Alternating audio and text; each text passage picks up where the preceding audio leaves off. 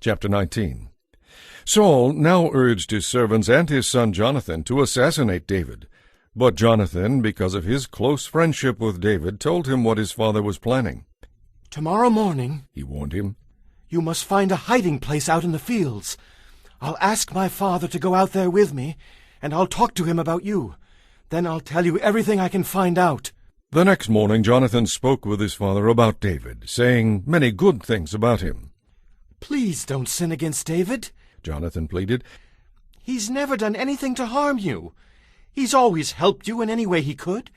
Have you forgotten about the time he risked his life to kill the Philistine giant, and how the Lord brought a great victory to Israel as a result? You were certainly happy about it then. Why should you murder an innocent man like David? There is no reason for it at all." So Saul listened to Jonathan and vowed, "As surely as the Lord lives, David will not be killed." Afterward Jonathan called David and told him what had happened. Then he took David to see Saul, and everything was as it had been before.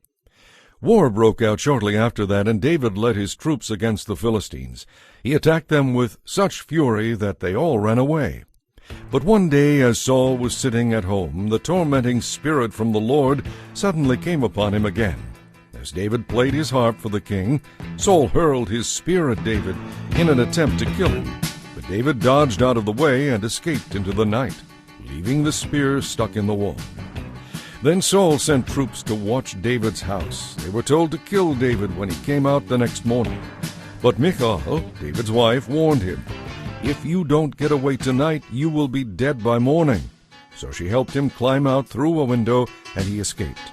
Then she took an idol and put it in his bed, covered it with blankets, and put a cushion of goat's hair at its head. When the troops came to arrest David, she told them he was sick and couldn't get out of bed. "Then bring him to me in his bed," Saul ordered. "so I can kill him as he lies there." And he sent them back to David's house.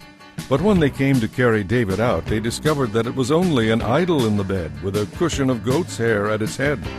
"Why have you tricked me and let my enemy escape?" Saul demanded of Michal. "I had to," Michal replied. "He threatened to kill me if I didn't help him." So David got away and went to Ramah to see Samuel, and he told him all that Saul had done to him. Then Samuel took David with him to live at Naioth. When the report reached Saul that David was at Naioth in Ramah, he sent troops to capture him. But when they arrived and saw Samuel and the other prophets prophesying, the Spirit of God came upon Saul's men, and they also began to prophesy. When Saul heard what had happened, he sent other troops, but they too prophesied.